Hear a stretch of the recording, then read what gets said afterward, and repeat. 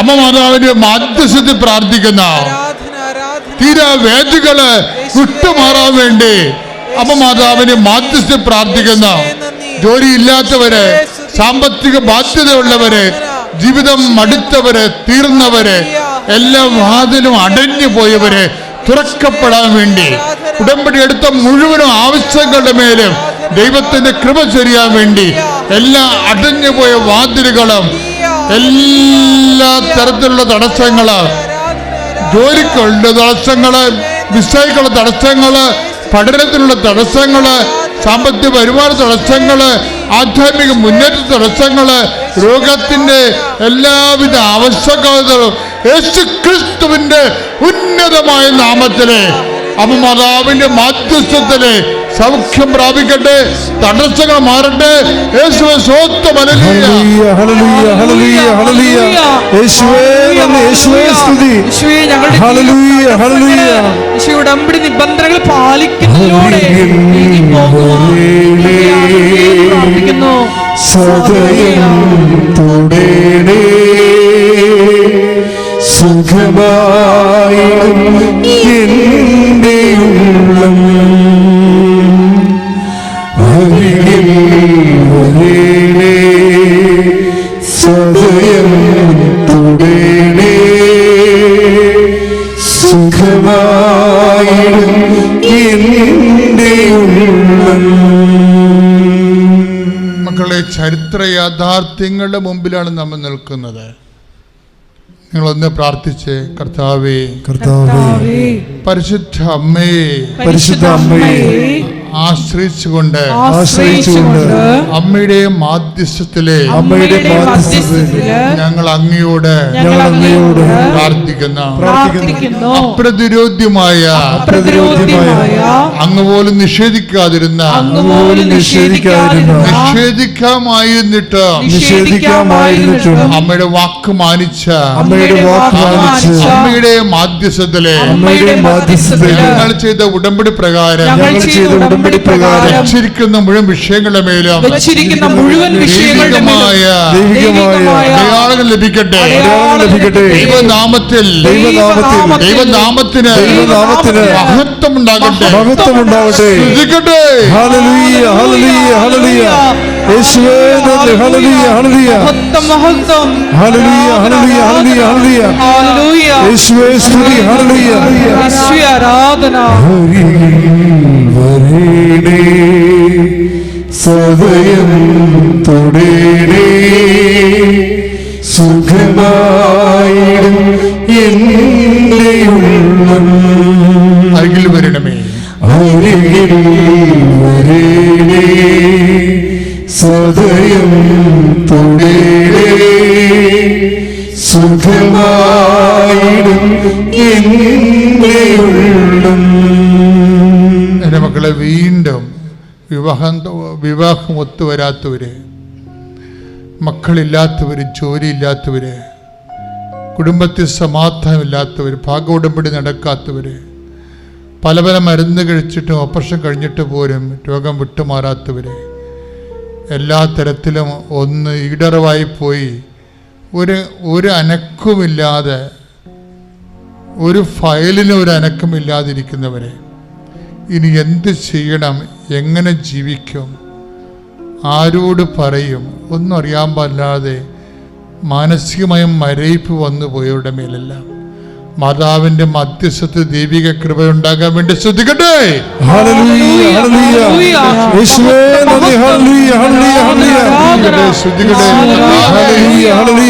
പൗരോഹിത്യത്തെ മഹത്വപ്പെടുത്തണമേ. മാരകരോഗങ്ങൾ, തീരാവേദനകൾ, ജീവിത ദുരിതങ്ങൾ യേശുവിന്റെ നാമത്തിൽ മാറിപ്പോകട്ടെ. Hallelujah hallelujah hallelujah. യേശുവേ ആരാധന ആരാധന. സദയം തുടേണേ സുഖമായിടും എൻ്റെ ഉള്ളം. അരികിൽ വരേണേ സദയം തുടേണേ സുഖമായിടും എൻ്റെ ഉള്ളം. ശേഷം മൗനമായി പ്രാർത്ഥിക്കുക. കണ്ണുകളടച്ച് മൗനമായി പ്രാർത്ഥിക്കുക. അച്ഛൻ എന്തെങ്കിലും കാര്യം ഒന്നും വിട്ടു പോയിട്ടില്ല. ജനറലായിട്ടാണ് എല്ലാ വിഷയവും ഈശോയ്ക്ക് ഏൽപ്പിച്ചിട്ടുണ്ട്. എങ്കിലും നിങ്ങൾക്ക് എന്തെങ്കിലും പറയാനുണ്ടെങ്കിൽ ഈ അനുഗ്രഹത്തിൻ്റെ സമയത്ത് പറയാം. ഓൺലൈനിൽ ഇരിക്കുന്നവർ പ്രത്യേകിച്ച് ഇപ്പോഴാണ് നിങ്ങളിത് തുറക്കുന്നതെങ്കിലും നിങ്ങൾ തുറന്ന് ഈ ആരാധനയിൽ അമ്മയോട് ചേർന്ന് നിങ്ങളുടെ സങ്കടങ്ങൾ സമർപ്പിച്ച് സാക്ഷികളാക്കണമെന്ന് പ്രാർത്ഥിക്കുക.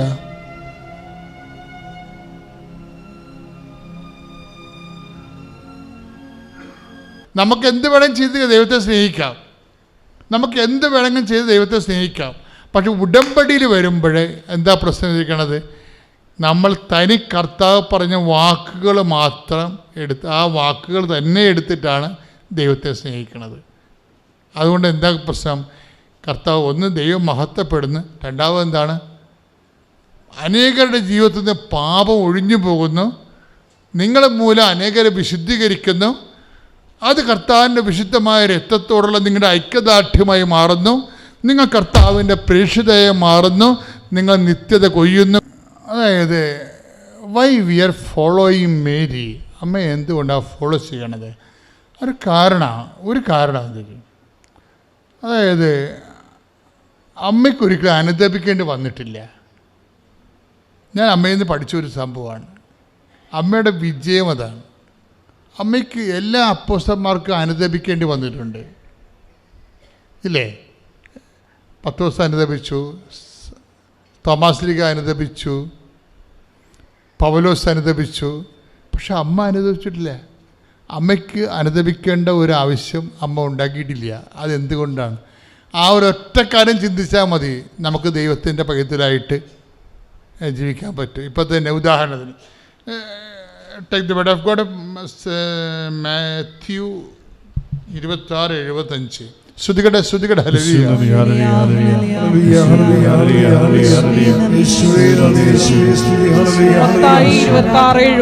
മത്തായിയുടെ സുവിശേഷം 26-ാം അധ്യായം 75-ാമത്തെ വാക്യം എന്താണ്? കോഴി കൂവുന്നതിന് മുമ്പ് 3 പ്രാവശ്യം നീ എന്നെ നിഷേധിക്കുമെന്ന് യേശു പറഞ്ഞ വാക്കുകൾ അപ്പോൾ പത്രോസ് ഓർമ്മിച്ചു.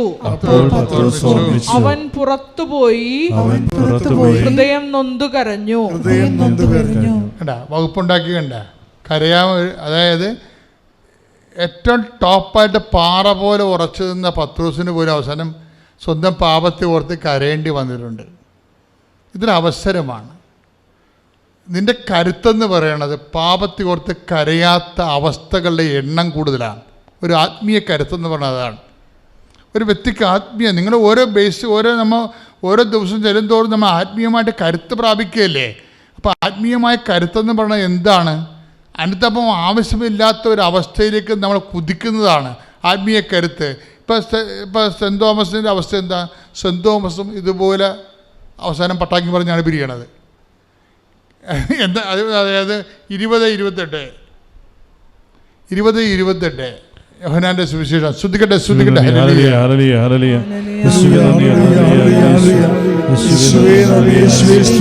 യോഹന്നാൻ 20:28. തോമസ് പറഞ്ഞു, എന്റെ കർത്താവേ, എന്റെ ദൈവമേ. അപ്പൊ 20-27 വായിച്ചേ.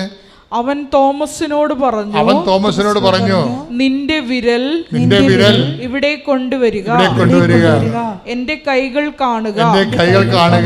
നിന്റെ കൈ നീട്ടി എന്റെ പാർശ്വത്തിൽ വയ്ക്കുക. അവിശ്വാസിയാകാതെ വിശ്വാസിയായിരിക്കുക. അപ്പൊ കക്ഷിക്ക് എന്നാ പറ്റിയത്? ഏതോ ഒരു സമയം അവിശ്വാസിയായിപ്പോയി. ഏതോ ജീവിതത്തിൻ്റെ ഒരു ഘട്ടത്തിൽ അവിശ്വാസിയായിപ്പോയി. അതുകൊണ്ടാണ് അനുതാപത്തോടെ എൻ്റെ കർത്താവേ, സത്യം പറഞ്ഞപ്പോൾ എൻ്റെ കർത്താവേ, എൻ്റെ ദൈവമേ എന്ന് വിളിക്കണത്. പക്ഷെ അനുതാപത്തിൻ്റെ ഒരു അവസരമാണത്. ഈ അനുതാപത്തിൻ്റെ ഒരു അവസരം ഉണ്ടാകുന്നത് ആത്മീയമായിട്ട് ഒരു കരുത്ത് കുറവാണ്. അമ്മയുടെ കരുത്ത് അതാണ്. ഇപ്പം നമ്മൾ പൗലോസ് അപ്പോസ്തലൻ എടുത്താലും അത് തന്നെ 7:24 സ്വന്തമായിട്ട് തന്നെ പറയുന്നുണ്ട്, ഞാൻ ദുർഭകനായ മനുഷ്യനാണെന്ന്. അതായത് അദ്ദേഹത്തിൻ്റെ ദുർഭഗത ഏറ്റുപറയുന്ന ഭാഗമാണ് 7:24 റോമ. സ്തുതിക്കട്ടെ ഹല്ലേലൂയ.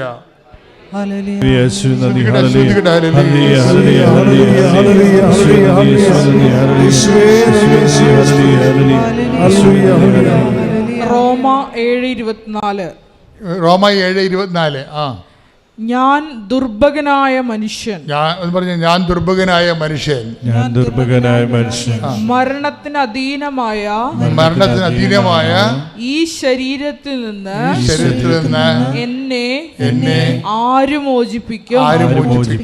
അപ്പൊ ഈ ശാരീരികമായ അവശതകളും പരവശ്യങ്ങളും എല്ലാം അതിൽ നിന്നുണ്ടാകുന്ന വീഴ്ചയും ഉയർച്ചയും എല്ലാം കൊണ്ട് ആള് പട്ടാങ്ങി പറയണ ഒരു സമയമാണ്.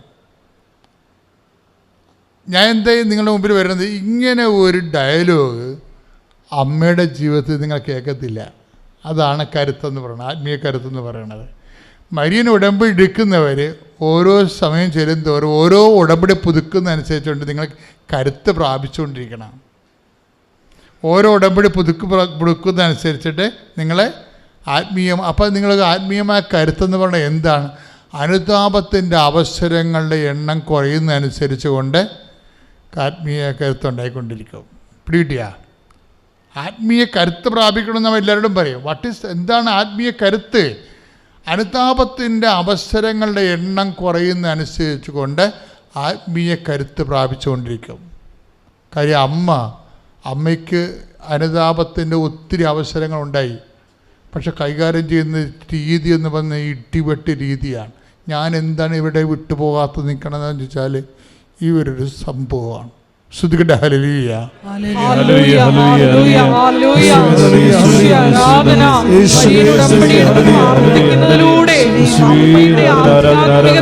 ഞങ്ങളുടെ ജീവിതത്തിൽ ആവർത്തിക്കുവാനുള്ള വലിയ കൃപ ഞങ്ങൾക്ക് ഓരോരുത്തർക്കും പ്രദാനം ചെയ്യണമേ. Hallelujah, hallelujah. ആവേ ആവേ മരിയ, ആവേ ആവേ ആവേ മരിയ, ആവേ ആവേ ആവേ മരിയ, ആവേ ആവേ ആവേ മരിയ. ഇപ്പൊ ലൂക്കാസ് സുവിശേഷം 2:5 എടുത്തേ. ലൂക്കാസ് സുവിശേഷം 2:5. ശ്രുതികട്ടെ ശ്രുതികട്ടെ ഹല്ലേലൂയ. ലൂക്കാ 2:5. പേരെഴുതിക്കാനായി ഗലീലയിലെ പട്ടണമായ നസ്രത്തിൽ നിന്ന് യൂദയായിൽ ദാവീദിന്റെ പട്ടണമായ ബേത്ലഹേമിലേക്ക് ഗർഭിണിയായ ഭാര്യ മറിയത്തോടുകൂടെ പോയി. എന്താ പ്രശ്നം? ഈ ഒരു ഇഷ്യൂ മാത്രം എടുത്താൽ മതി. കാര്യം ക്രിസ്മസ് കാലത്തേക്ക് നമ്മൾ പ്രവേശിക്കുകയാണ്. ഈ ഒരു ഇഷ്യൂ മാത്രം എടുത്ത് എത്ര പ്രശ്നം വേണമെങ്കിലും, അതായത് ഇവിടെ മുഴുവനും നീതി അമ്മയുടെ ഭാഗത്ത് മാത്രമാണ്. ബേസിക്കായിട്ട് ഒന്നാമത്തെ പ്രശ്നം എന്താണ്? അവർ സ്ത്രീയാണ്. രണ്ടാമത്തെ എന്താണ്? ആ സ്ത്രീയുടെ ജീവിതത്തിലെ ഏറ്റവും വെല്ലുവിളി നേരിടുന്ന സമയമാണ് ഗർഭകാലം. ഗർഭകാലം വെച്ചാൽ പ്രസവകാലം. ഗർഭകാലം അതായത് ഒരു 3 ദിവസം കൂടിയേ പ്രസവിക്കാനുള്ളൂ. ആ സമയത്താണ് ഈ കനേഷ്മാർ വരണത്, ഷിഫ്റ്റിംഗ് വരണത്. കാര്യം നമ്മളുടെ എന്തിനാണ് ഞാൻ ഈ ഉടമ്പടിയിൽ ഇത് പറയണത്? ഈ ഗ്രേസ് നമുക്ക് ടാപ്പ് ചെയ്യുന്നതിൻ്റെ അകത്ത് ഒരു സംഭവം ഷിഫ്റ്റിംഗ് ആണ്. നമ്മളുടെ ഒരു കംഫർട്ട് സോണിൽ നിന്ന് നോൺ കംഫർട്ട് സോണിലേക്ക് ഷിഫ്റ്റ് ചെയ്യണത് ഒരു ദൈവപ്രവർത്തനമാണ്. പറഞ്ഞ മനസ്സിലായില്ലേ? അതായത് നമുക്ക് സുരക്ഷിതമായ ഒരു ഇടത്തിൽ നിന്ന് അരക്ഷിതമായ ഇടത്തിലേക്ക് മൂവ് ചെയ്യണത് when you receive it in the name Jesus will be engraced. നിങ്ങളത് കർത്താവിൻ്റെ നാമത്തിലാണ് എടുക്കുന്നത്. കണ്ട് ഇത് കണ്ടില്ലേ? ഗർഭിണിയായ ഭാര്യയുമായിട്ട് പോവുകയാണ്, ഷിഫ്റ്റ് ചെയ്യുകയാണ്. നസ്രത്തിൽ നിന്ന് ബെത്ലഹേമിലേക്ക് പോവുകയാണ്. അപ്പോൾ ഈ ഷിഫ്റ്റ് ചെയ്യുമ്പോൾ ഈ കാര്യത്തിൽ ഒത്തിരി നീതികൾ ദൈവത്തിന് ചെയ്യാമാണ്. ഒന്നെങ്കിൽ കനീഷന്മാർ മാറ്റി വെക്കാമായിരുന്നു, അല്ലെങ്കിൽ നേരത്തെ വെക്കാമായിരുന്നു. ഇനി ഇവിടെ പ്രസവം വരെ രാത്രി മനുഷ്യന്മാരില്ലാത്ത സമയത്താണ് വെക്കണത്. സമയത്തിൻ്റെ കാര്യത്തിലും ദാക്ഷിണ്യം കാണിക്കണില്ല. കാര്യം എന്താണെന്ന് വെച്ചാൽ ഇടയന്മാർ രാത്രിയല്ലേ വരണത്. ഇപ്പോൾ രാത്രി ഇടവന്മാർ വരുമ്പോൾ എന്താ പ്രശ്നം വെച്ചാൽ ഇതൊരു കണ്ണും പകലും ഉള്ളപ്പോൾ വല്ല 4 മണിക്കോ അതിലൊക്കെയാണ് ഇവിടെ പ്രസവം വെച്ചിരുന്നെങ്കിൽ നാട്ടുകാർക്ക് വന്ന് ഇവരെ ശുശ്രൂഷിക്കാം.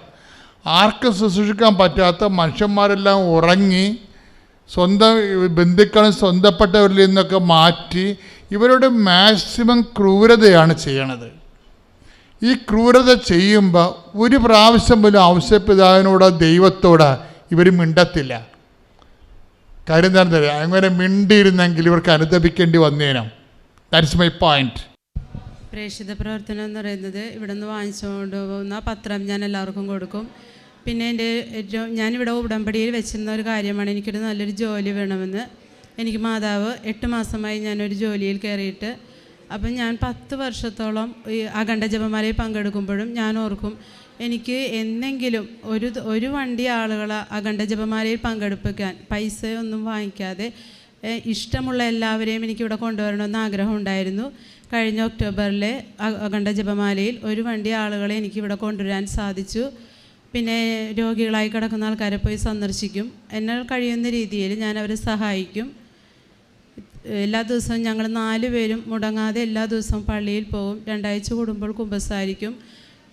ബൈബിൾ വായന വല്ലപ്പോഴും ഉണ്ടായിരുന്നു. ഞങ്ങൾ ഈ ഉടമ്പടി എടുത്തപ്പോൾ ഞാനും എൻ്റെ മോളും എൻ്റെ മോനും മുടങ്ങാതെ ബൈബിൾ വായിക്കും. പ്രത്യക്ഷീകരണ പ്രാർത്ഥന മുടങ്ങാതെ ചൊല്ലും. ഞങ്ങൾ 4 പേരും കൂടിയാണ് പ്രത്യക്ഷീകരണ പ്രാർത്ഥനയും ഉടമ്പടി പ്രാർത്ഥനയും ചൊല്ലുന്നത്. കുടുംബ പ്രാർത്ഥന ഞങ്ങൾ ഇതുവരെ മുടക്കിയിട്ടില്ല. സ്വയം തനിച്ചുള്ള പ്രാർത്ഥനകളും ഞാൻ ബസ്സിൽ ജോലിക്ക് പോകുമ്പോഴും തിരിച്ചു വരുമ്പോഴും ഞാൻ എപ്പോഴും ജപമാല ചൊല്ലിക്കൊണ്ടേ ജോലിക്ക് പോകാറുള്ളൂ. തിരിച്ചു വരുമ്പോഴും ഇത്രയും വലിയ അനുഗ്രഹം തന്ന ഈശോയ്ക്കും മാതാവിനും 1000 നന്ദി പറയുന്നു. ദൈവ തിരുനാമത്തിന് മഹത്വമുണ്ടാകട്ടെ. ഈ അൾത്താരയിൽ വന്ന് സാക്ഷ്യം പറയാൻ അമ്മ മാതാവും തിരുക്കുമാരനും തന്ന അനുഗ്രഹങ്ങൾക്ക് ഒരുപാട് നന്ദി പറയുന്നു. എൻ്റെ പേര് വിൻസി മാത്യൂസ്. ഞാനൊരു പീഡിയാട്രീഷ്യനാണ്. മുളന്തുരുത്തിൽ നിന്നാണ് വരുന്നത്. ഞാനൊരു ജാക്കോബൈറ്റ് വിശ്വാസിയാണ്. ഞാൻ ആദ്യമായിട്ട് കൃപാസനത്തിൽ വരുന്നത് എൻ്റെ ചേച്ചി എന്നെ കൊണ്ടുവന്നത്. അത് 2021 ഓഗസ്റ്റിലായിരുന്നു. അപ്പം ഞാൻ വന്ന് എൻ്റെ മെയിനായിട്ടുള്ള 2 ഉടമ്പടിയായിരുന്നു. ഞാൻ UK പോകാനായിട്ട് അവിടെ MRCPCH എന്ന് പറഞ്ഞൊരു എക്സാം പാസ്സായാലേ നമുക്കവിടെ പ്രാക്ടീസ് ചെയ്യാനായിട്ടുള്ള ലൈസൻസ് കിട്ടുള്ളൂ. ഭയങ്കര ടഫായിട്ടുള്ളൊരു എക്സാമാണ്. മെയിനായിട്ടും അതിൻ്റെ ക്ലിനിക്കൽസ് എന്ന് പറഞ്ഞിട്ടുണ്ടെങ്കിൽ എനിക്ക് എന്നെക്കൊണ്ട് പറ്റാത്ത അത്രയും ഡിഫിക്കൽട്ടായിട്ടുള്ളൊരു എക്സാമാണ്. അപ്പോൾ ഞാനതൊരു ഫസ്റ്റ് അറ്റംപ്റ്റിൽ തന്നെ പാസ്സാക്കി തരണമെന്നാണ് ഞാൻ നിയോഗം വെച്ചത്. രണ്ടാമത് എൻ്റെ കല്യാണം, അപ്പോൾ എനിക്ക് 31 വയസ്സായിരുന്നു. കല്യാണം നടന്നിട്ടുണ്ടായിരുന്നില്ല. അപ്പം ഞാൻ ഡേറ്റ് വെച്ചു പ്രാർത്ഥിച്ചു. അത് കഴിഞ്ഞിട്ട് കോവിഡൊക്കെ കാരണം ഈ 3rd സ്റ്റെപ്പ് കുറച്ച് പോസ്റ്റ്പോൺ ആയിപ്പോയി. പക്ഷെ ഞാൻ ഡേറ്റ് വെച്ച് പ്രാർത്ഥിച്ച് അത് എൻ്റെ ഫ്രണ്ട്സിനൊക്കെ ഓൾറെഡി കിട്ടി. അവരെന്നേക്കാളും 6 മന്ത്സ് മുമ്പ് അപ്ലൈ ചെയ്തതാണ്. അപ്പം എനിക്ക് ഇനിയും ഒരു 6 മന്ത്സ് കഴിഞ്ഞാലേ എനിക്ക് പുതിയ സീറ്റ് വേക്കൻ്റ് ആയിട്ട് അവിടെ കിട്ടത്തുള്ളൂ. പക്ഷേ ഞാൻ കറക്റ്റ് ആ ഡേറ്റ് വെച്ച് പ്രാർത്ഥിച്ചപ്പോൾ എനിക്കറിയില്ല, മേ ബി മുമ്പ് അപ്ലൈ ചെയ്ത ആരെങ്കിലും അവരുടെ ആപ്ലിക്കേഷൻ വിഡ്രോ ചെയ്തിട്ടുണ്ടാവും. എനിക്ക് കറക്റ്റ് ഞാൻ ആ പറഞ്ഞ ഡേറ്റിൽ തന്നെ എനിക്ക് ആ എക്സാമിന് സീറ്റ് കിട്ടി. എക്സാം നല്ല ടഫായിരുന്നു. ഞാൻ 2-3 സ്റ്റേഷനിലൊക്കെ ഫുള്ള് ബ്ലാങ്ക് ആയിപ്പോയി. പാസ്സാവുന്നൊന്നും ഞാൻ പ്രതീക്ഷിച്ചില്ല. പക്ഷേ റിസൾട്ട് വന്നപ്പോൾ ഞാൻ പാസ്സായി. അതേപോലെ തന്നെ ഉടമ്പടി എടുത്ത് വിത്തിൻ 6 മന്ത്സ് നല്ലൊരു ഫാമിലി, നല്ലൊരു ഹസ്ബൻഡ്, എൻ്റെ കല്യാണം നടന്നു. അപ്പം ഞാൻ അത് 2 ആയിരുന്നു എൻ്റെ മെയിൻ നിയോഗങ്ങൾ. അത് കഴിഞ്ഞപ്പോഴത്തേക്കും ഞാൻ പിന്നെ ഉടമ്പടി അങ്ങനെ ഫോളോ ചെയ്തില്ല. എക്സാം എന്ന് പറഞ്ഞാൽ ഭയങ്കര ടഫായിട്ടുള്ള എക്സാം. അപ്പോൾ പാസ്സായപ്പം എനിക്ക് കുറച്ച് അഹങ്കാരമോ ഇത് കിട്ടിയില്ലോ, ഫസ്റ്റ് അറ്റംപ്റ്റിൽ തന്നെ കിട്ടിയില്ലോ, പിന്നെ ഞാൻ ഉടമ്പടി അങ്ങനെ ഫോളോ ചെയ്യാനോ അങ്ങനെയൊന്നും പറഞ്ഞില്ല. ഞാൻ ഫസ്റ്റ് ഇവിടെ ചേച്ചിയുടെ ഒപ്പം വന്നപ്പം ഞാനിങ്ങനെ അന്നേരം എനിക്ക് ഉടമ്പടിനെ കുറിച്ചോ ഇവിടെ എന്താ നടക്കുന്നത് അങ്ങനെയൊന്നും എനിക്ക് അറിയില്ലായിരുന്നു. അപ്പം ഞാനിങ്ങനെ മനസ്സിൽ പറഞ്ഞായിരുന്നു ഈ 2 നിയോഗങ്ങൾ അത് എന്നെ സംബന്ധിച്ച് ഭയങ്കരമായിട്ടുള്ള പ്രാക്ടിക്കൽ അല്ലാത്ത 2 കാര്യങ്ങളാണ്. ഇത് 2 നടന്നാൽ ഞാനിവിടെ വന്ന് സാക്ഷ്യം പറയാം എന്ന് ഞാൻ അങ്ങനെ നേർന്നിട്ടുണ്ടായിരുന്നു. എനിവേസ് ഇതൊക്കെ കഴിഞ്ഞപ്പോഴത്തേക്കും ഞാൻ അതിൻ്റെ കാര്യം കംപ്ലീറ്റ്ലി മറന്നുപോയി. യൂഷ്വലി എക്സാം പാസ്സായി കഴിഞ്ഞാൽ നമുക്കൊരു 3 to 4 മന്ത്സിലേക്ക് നമുക്ക് ബാക്കിയുള്ള പ്രോസസ്സിംഗ് ഒക്കെ ഭയങ്കര സിമ്പിളാണ്. അപ്പം ഞാൻ വിചാരിച്ചു ഒരു 3 to 4 മന്ത്സിൽ ഇനി എനിക്ക് UK പോകാം അങ്ങനെ വിചാരിച്ചു. പക്ഷേ എൻ്റെ പ്രശ്നങ്ങൾ അവിടെയാണ് സ്റ്റാർട്ട് ചെയ്തത്. ഞാനാണെങ്കിൽ അവിടുത്തെ മെഡിക്കൽ കൗൺസിലിൽ നമ്മൾ റിസൾട്ടൊക്കെ അയച്ചു കൊടുത്തു. അപ്പോൾ അവർക്ക് നമ്മൾ പഠിച്ച സ്ഥലത്തു നിന്നുള്ള ഗുഡ് സ്റ്റാൻഡിങ് സർട്ടിഫിക്കറ്റ് വേണം. ഞാൻ പഠിച്ച ആസാമിലായിരുന്നു ഞാൻ MD എടുത്തത്. അവരോട് ചോദിച്ചു. അപ്പോൾ അവർ പറഞ്ഞു അവർ ഒരിക്കലും ഗുഡ് സ്റ്റാൻഡിങ് സർട്ടിഫിക്കറ്റ് തരത്തില്ല. റീസൺ ചോദിച്ചോ, റീസണൊന്നും അവർ പറയുന്നുമില്ല. അപ്പം ഞാൻ കുറേ ഫോൺ കോൾസ്, കുറേ മെയിൽ അയച്ചു. അവർ പറഞ്ഞു നിങ്ങൾ നാഷണൽ മെഡിക്കൽ കമ്മീഷനിൽ പോയി അവിടെ നിന്ന് ഗുഡ് സ്റ്റാൻഡിങ് സർട്ടിഫിക്കറ്റ് വാങ്ങണമെന്ന് പറഞ്ഞു. ഞാൻ നാഷണൽ മെഡിക്കൽ കമ്മീഷൻ അവിടെ പോയി. അപ്പോൾ അവർ പറഞ്ഞു അവർക്ക് ഞാൻ UG ചെയ്ത കോളേജിന് സർട്ടിഫിക്കറ്റ് വേണമെന്ന്. അതായത് ഇങ്ങനെ ഞാൻ ഓരോരോ സ്ഥലത്ത് പോകുമ്പോൾ ഓരോരോ തടസ്സങ്ങളാണ്. അപ്പോൾ ഞാൻ UG ചെയ്യുന്ന സ്ഥലത്ത് പോയപ്പം